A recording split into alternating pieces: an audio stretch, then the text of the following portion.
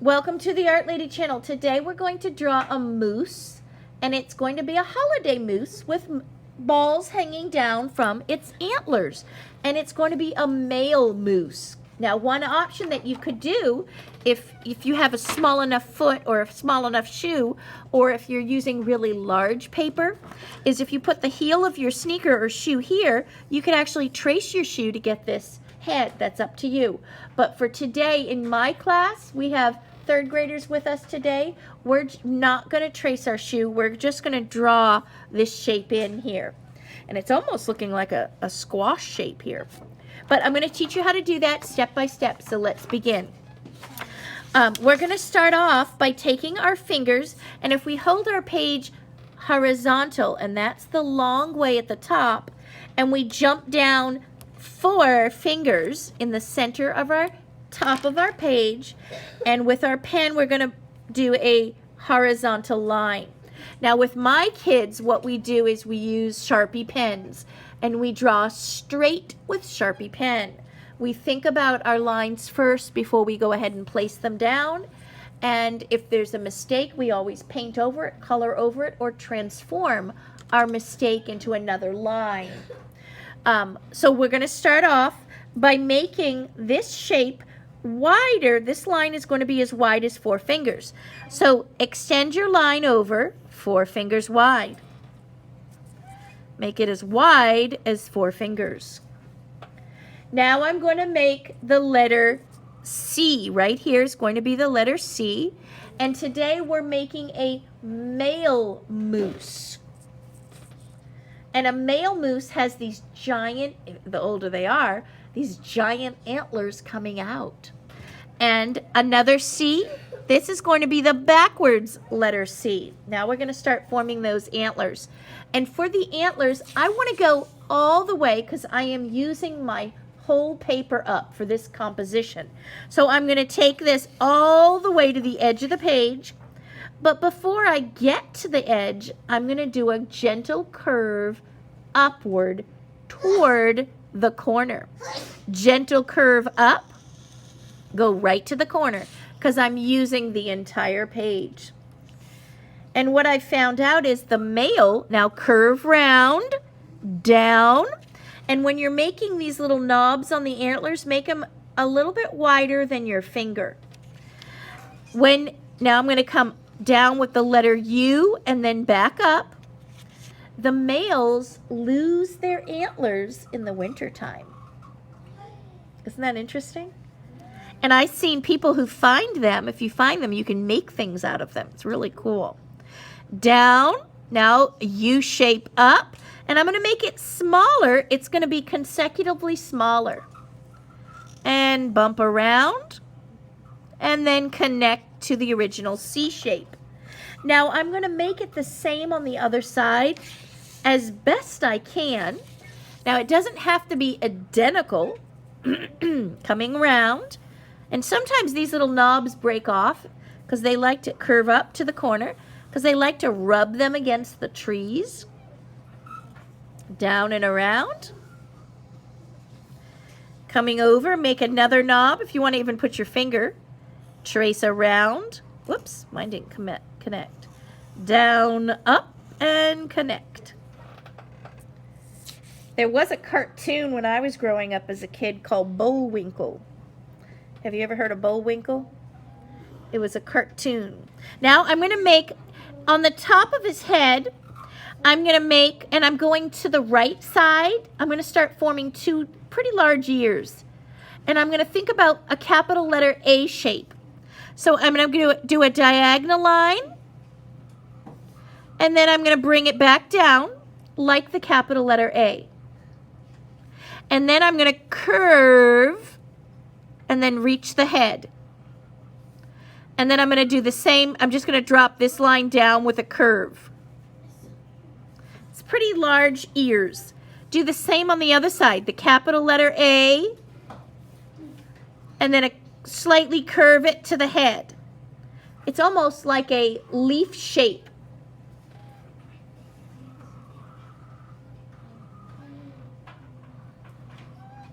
And then on the top of his head, he has some larger, kind of thick almost like a horse's mane hair at the top. So you can go up and back, up and back. Of course, you can design this any way you want to. I think there was a children's book where the moose had curly hair. One of the stories I remember reading a long time ago. So you can have fun decorating your moose after. Now, as far as composition goes, I want to use the whole page. So I'm coming all the way down to the very bottom. Find the center here, and I'm going to go down to the bottom and around this. I want to do 3 fingers wide. So it's a straight line, come up, 3 fingers wide. Where we made the top C's now, this is the C, backwards letter C, I'm going to just jump over and put a straight line down, jump over to the end of that C, straight line down. This area space should be wider than your hand because the top head of the moose is wider than the bottom. And now I'm going to gently connect both edges. I'm going to bring this up slowly and carefully and connect. And that's where, if you take your time, if you just whip it together, it's not going to be as neat and curved as if you take your time, slowly dripping it, going in, curving up and around. Take your time to meet. And then you'll have a tapered shape where it goes wider to thinner. Now the nostrils are more diagonal at the bottom. So I'm going to make 2 long, very skinny ovals. It's going to be diagonal for the nostrils. So I'm going to do a diagonal line. I start near the bottom and I'm going diagonal toward the edge of his head. I'm going to do the same on the other side. And then I'm going to make it very narrow ovals. Very narrow. You don't want big wide slits. Now for the eyes, you can make just round cartoon eyes like this, or you can do some realistic eyes like that. Okay? So I'm going to do, I'm just going to make him kind of cartoony on the edges of his head. So I'm going to do oval, oval, and then that's up to you. If you want to add the lids to them, you can. I'm going to color in the pupil, which is the window to the world. That's where the moose would see out of. And then if you want to add some more detail, I'm going to add a little bit of an eyelid here then. I'll put a little eyelid. Now, the holiday, how I made the holiday balls, and if you notice, this string goes behind the antler of the moose. So I start off up. I start off up, bring it down, kind of a hook, bring it down, and then I do a square.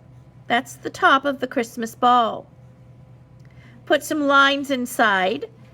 Then I bring this behind. It goes behind the antler. Now for the round circle ball, I prefer not to trace my circles. Take your time. Visualize the circle first. Go slow. I prefer the shape of a free-drawn circle over, go slow down and around. A free-drawn circle over one that has been traced.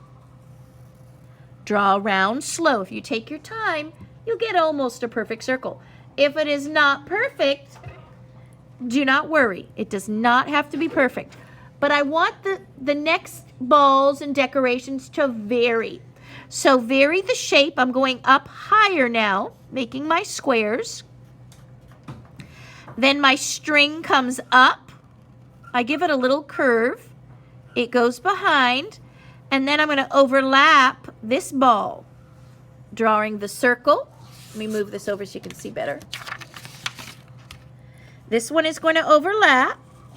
Take your time, go slow. If you're at home, that's up to you if you want to use anything tracing. I prefer, like I said, I prefer my class not to. Now, decide, my string is going to come down straight. I'm going to do my square. And then you can finish off this adding these extra balls even on your own. I'm going to go really fast, adding in the balls. And like I said, you can finish off this on your own. It's the same process. I'll go fast so you don't have to watch me. And then I'm going to show you. Here's a nice big one. Now, some kids like to put in part of the neck. You can decide which side. I might have it coming down here and coming off. And so then I'll have part of the body coming this way. So this could be the body as well. That's up to you if you want to add in a body or not. But there is our fun holiday moose. And if you want to add, you can put little ear lines in here and add any other details you can. And like I said, some kids made little birds sitting on the antlers here. Oh, and I did want to make the highlight of the Christmas ball highlight. If you go to the side, it's a curve, curve, and connect. So a curve, curve, connect. Curve, curve, connect.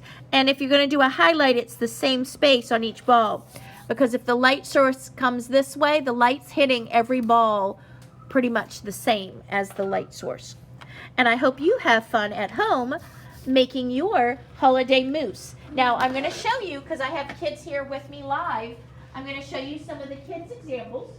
And how old are you today? 8. And how old are you? 8. I'm going to show you right now. Here's an 8-year-old example from my 3rd grade class. And here's another 8-year-old example from my 3rd grade class. And let me show you some other holiday. And this is the finished products, and we just colored them with crayons because we don't want to have to collect them today. It's a quick project right before our holiday. And I have my kids live here at the end of class, so they were able to view this video and draw the moose and color it in. And these moose, I have to say, came out adorable. And we did use some different values of color. We tried to get different values of brown in our moose. Here's one hot off the press. She just finished this. And these kids are 8 years old, is that correct? 8. And we have a few 9-year-olds because they're in 3rd grade, and we have a variety of, oh, I love the little bird on the, that's a cute one there. 8 and 9-year-olds today, and I hope you enjoy our little moose holiday art show.